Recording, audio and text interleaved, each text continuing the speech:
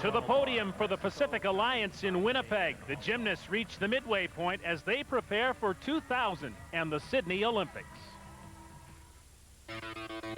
When searching for the epicenter of gymnastics world domination, certain geographic sectors have been targeted as hot zones. Historically, success is locked in on the Eastern Bloc, Russia, Romania, the former Soviet republics. But there are aggressors on the rim, so long as sleeping giant China. Japan is also a factor, as is the island continent of Australia, a Pacific alliance to challenge the traditional powers. Let's call them the Pack. 12 nations breaking new ground in gymnastics' evolving world order.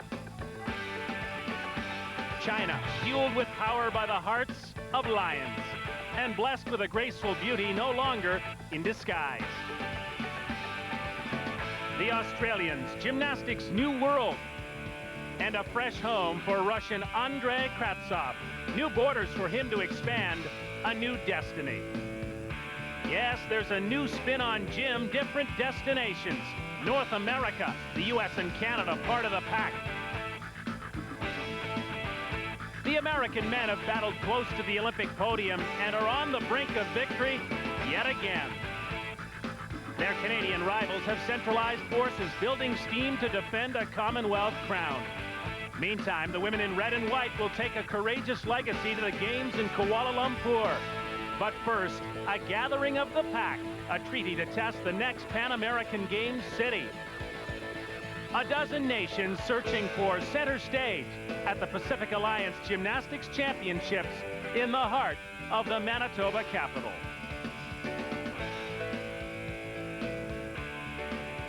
The venerable Winnipeg Arena in Manitoba's capital city, smack in the middle of North America, but for now, home to the Pacific Alliance. It's a gathering force in the field of gymnastics as some of the best in the world test the waters of next year's Pan American Games venue. Well, the Games in Winnipeg are just over a year away, and the people of this city are raring to go. Good afternoon, everyone. I'm Scott Russell, as always, joined by Carol Orchard. It's not Russia, it's not Romania, but it's a very deep and impressive field from another part of the world in the middle of a busy and competitive season. Scott, there are no shadows from Eastern Europe looming over these athletes. The Pacific nations are very strong, and they're taking this competition incredibly seriously in preparation for Commonwealth Games and the upcoming World Championships in China. Now, Carol, in today's show, we'll see individual all-around competition as well as the team event in both the men's and the women's side. And for that event, Canadian champion Katie Rowland is warming up right now. 17-year-old Katie Rowland, lovely athlete from Winston Gymnastic Club, an innovative style all her own. How about the men in a very deep field, as we said, including the United States, and the Americans have sent their very best to Winnipeg? Scott, it's this simple. The Americans are here to win, and losing is not an option. They're being led by Blaine Wilson, very confident, very determined athlete. Right now, he's the only gymnast in the entire world that's receiving a full 10-point start value on every event. That means his routines are very hot. But it won't be an easy win. China looks great. Very innovative as always, and they're being led by the dynamic twin duo, Zhao Ju and Zhao Shen. Unbelievable tricks. Let's turn our attention to the Canadian men, a very important meet for them, what with the Commonwealth Games coming up in Malaysia in just a couple of months, but they've got some injury problems to contend with. A lot of problems. Unfortunately, one of the brightest stars, Alexander Jelkov, is out of the competition. He sustained a back injury 2 weeks ago. So veterans Chris Burley, Richard Aikita knew they'd have to step up to the plate and deliver the goods for Team Canada. But now even more pressure on their shoulders. Unfortunately, Canadian star, Canadian champion Peter Schmidt had a very bad fall from high bar just 2 days ago training here in Winnipeg, and he's out. So a bad break for the Canadian champion Peter Schmidt of Burlington, Ontario. He's on the sidelines today, where he is joined right now by our Karen Larson. Karen. Thanks, Scott. Well, Peter, this was to be your first international meet competing as a Canadian champion. It's not going to happen. Disappointed? Not fully, no. Good field of competitors. I'm disappointed that I won't be able to compete with them, but it'd be better not to re-injure my side in preparation for the Commonwealth Games. What is the prognosis for the injury? It's a strain of the external obliques, so basically a sore side. Didn't it slow you down in your preparations for the Commonwealth Games? A little bit. Figure about a week longer, and I should be in tip-top shape, ready to go. All right. Well, let's hope for a speedy recovery. Okay. Thanks, Peter. Thank you very Back much. to you, Scott. Karen, an ominous sign for Canada. Here's what's coming up. Australian women on the rise with the help of new coach Peggy Liddick. Carol Angela talks about the balance of power in Chalk Talk. We'll meet China's twin threat, and of course, plenty of competition beginning with the men's. And first up, 23-year-old Richard Aikita of Canada on the parallel bars. This is a great place for Richard to start one of his best events. You're going to notice throughout the entire routine, he has such a clean, impeccable line.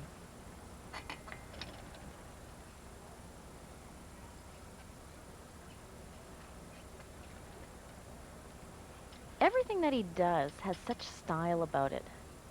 And Richard knows that this is an important competition. He doesn't actually feel the pressure of the big stars not being here. He wants to do his job for Canada, and he did exactly that. That was a great start for Team Canada. 6 World Championship appearances for Richard Aikita. Another look at the P-bars. He doesn't have the huge tricks, so his start value will be about 9.4, but boy, he doesn't give away any deductions. It's almost perfect. And he scores well, 9.050, as the British Columbian gets Canada started. Now we go to the floor exercise, and the American veteran, 28-year-old John Roethlisberger. Scott, just the fact that the Americans have put him up first is a statement. They are here to win. A veteran up first, going hard for USA. Ooh, an uncharacteristic fall for John. I think he was very rushed. The warm-up has just completed. To be first up on floor, you need to be focused and ready and rested. 4 times the American champion. He was 7th all around at the 1996 Olympic Games in Atlanta. And you know he's going to be very disappointed with his performance already. He carries a lot of weight on his shoulders for Team USA. And mistakes are not according to the game plan.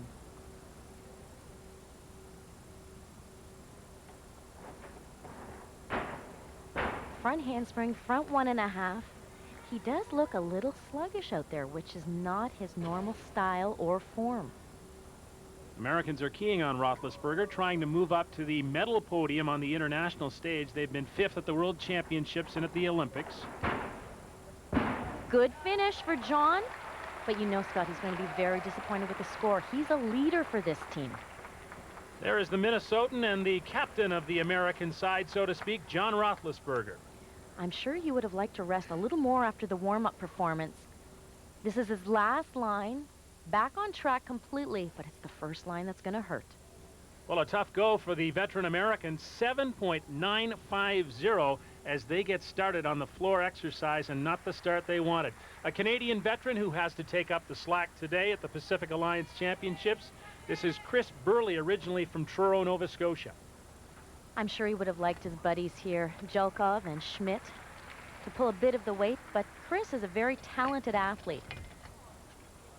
Unfortunately, he's definitely struggling there. And like Richard Aikita, Chris has excellent form and execution that always impresses the judges. Back toss, stutz, showing good control until that moment. He's trying to balance both hands and his entire body on one bar. This is going to be very costly for the Canadian, Scott. 20 seconds. Disappointing national championships in Hamilton for Chris Burley. He finished 8th all around, but has been struggling through some injury problems. And he has so much potential. He needs to get down to business, get those injuries healed. He's back on track. Beautiful stutz. When he's on, the performance is gorgeous, but we need him on more often. Through to a double pipe, but that's going to be a devastating blow to Team Canada. The 1995 Canadian champion and an Olympian, an 8.2 as Chris Burley struggles on the parallel bars. Here's the superstar, the rising star of the American side, 23-year-old Blaine Wilson of Columbus, Ohio. And is he ever a performer? This is a line we're going to see a lot of. Most of the men use it because of its value. Between 5 and 6/10 bonus for the front tumbling combinations these days. Now Blaine is showing his pommel horse strength. And you know, it's got to be in the back of his mind. John has fallen. USA cannot afford any more errors. Whip through to 1.5, 1.5. Another popular line with the male competitors these days. 2 times the national champion, 1996 and 97. A very strong athlete indeed.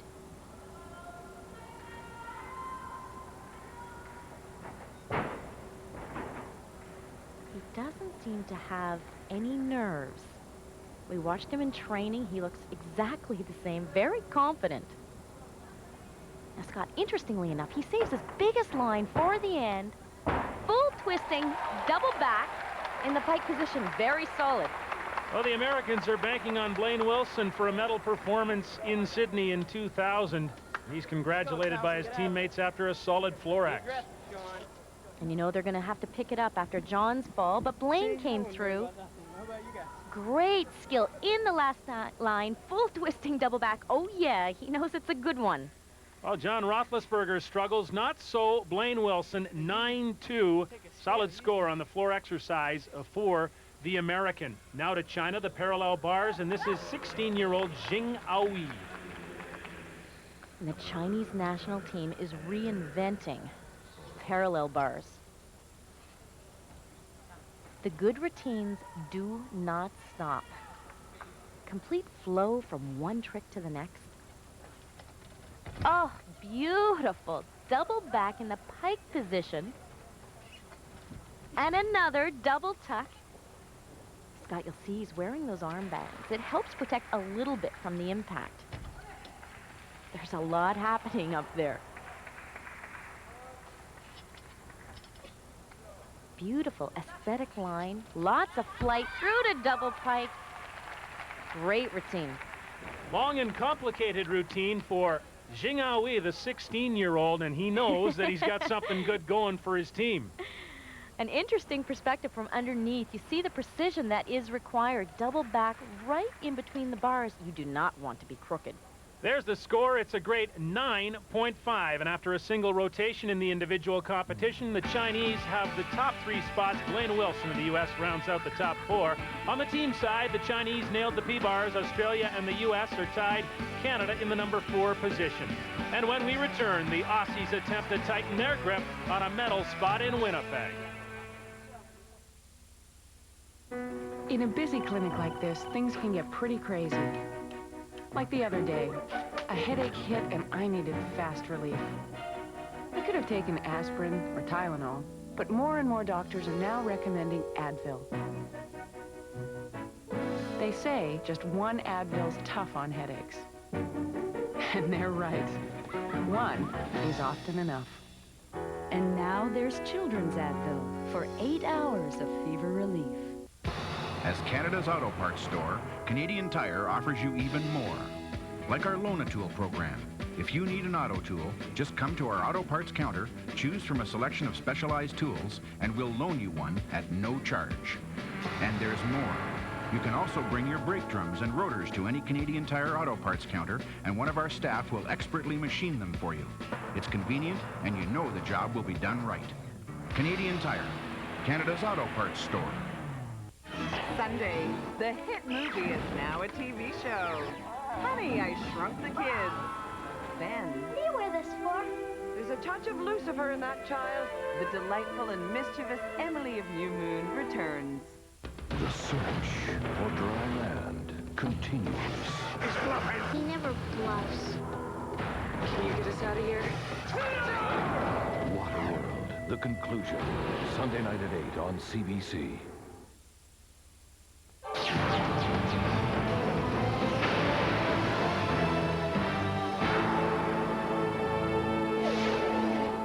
Busy weekend on the network. The Jays and Yankees follow us tonight, 7 Eastern, 4 Pacific. They tune up for the Molson Indy, which powers down Toronto's Lakeshore live tomorrow afternoon. And speaking of power, Carol Angela Orchard is on deck with this edition of Chalk Talk.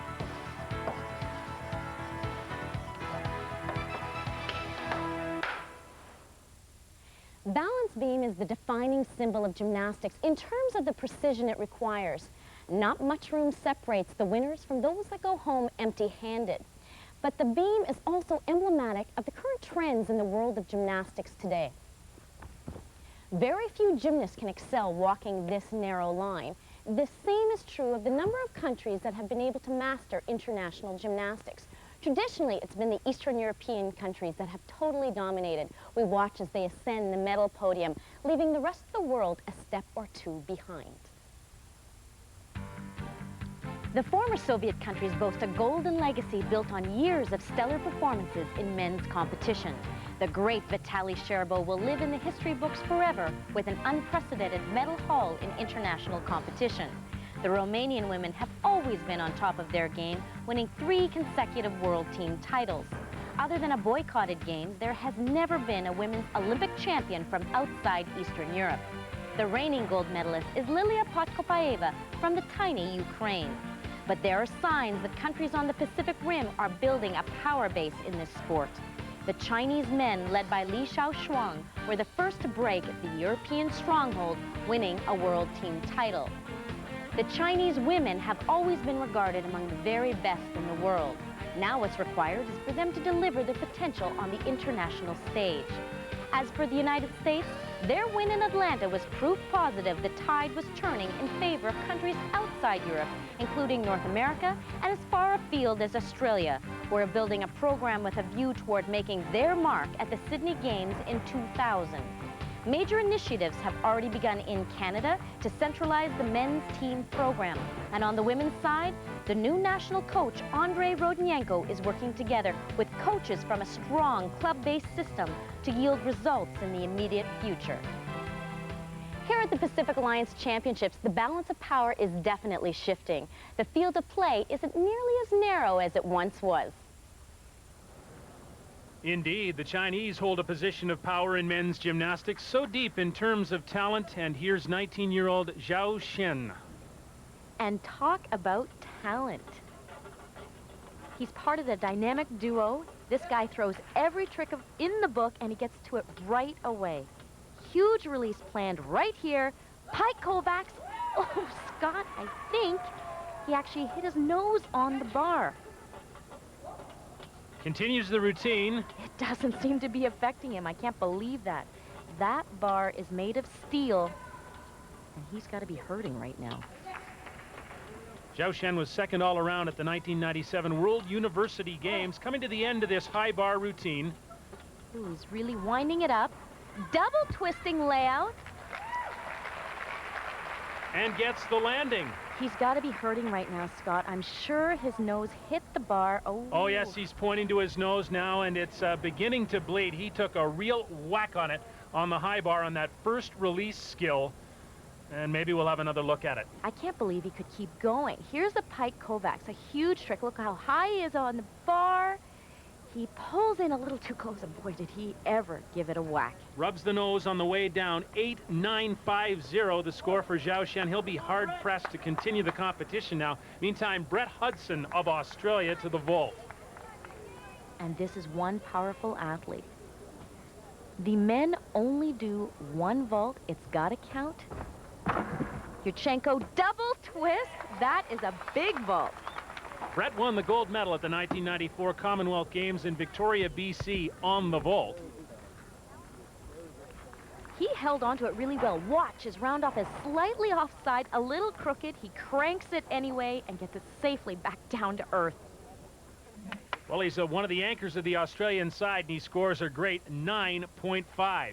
Chris Burley of Canada getting set for the high bar. Now, one of his greatest performances was 4 years ago at the Commonwealth Games. It's a gold medal for Canada, one they're trying to repeat. We've just centralized our national team, and we've centralized our training team for Commonwealth Games in Fredericton, New Brunswick. So as a group now, we're together in one spot, and this meet is a test event really for us to try to hone our skills and try our new elements and get them prepared and our routines really intact for the Commonwealth Games to go there and defend our championship. Quite a task for Canada. Chris struggled on the parallel bars here, now to the horizontal bar. And this will be a test for him. He needs to redeem himself. Again, so much potential, but it doesn't count unless you hit. Beautiful Tkachev. Now remember, everything in gymnastics is worth from A to E. The biggest tricks, the huge releases, are E's. But Tkachev is a C, so Chris has a fairly conservative routine, yet it is beautifully performed.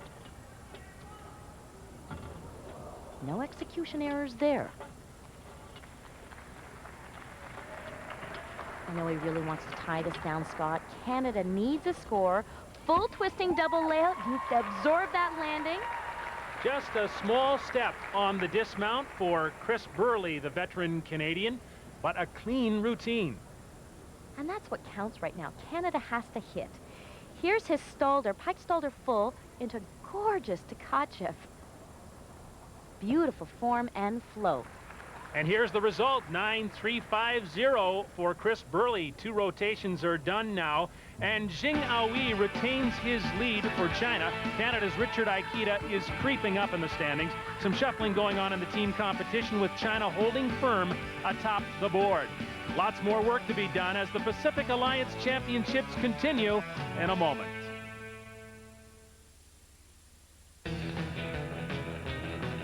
For 50 years, Honda has led the way from the Isle of Man to Daytona. Right now, you can experience what it's all about. Take a demo ride today, and you'll know why Honda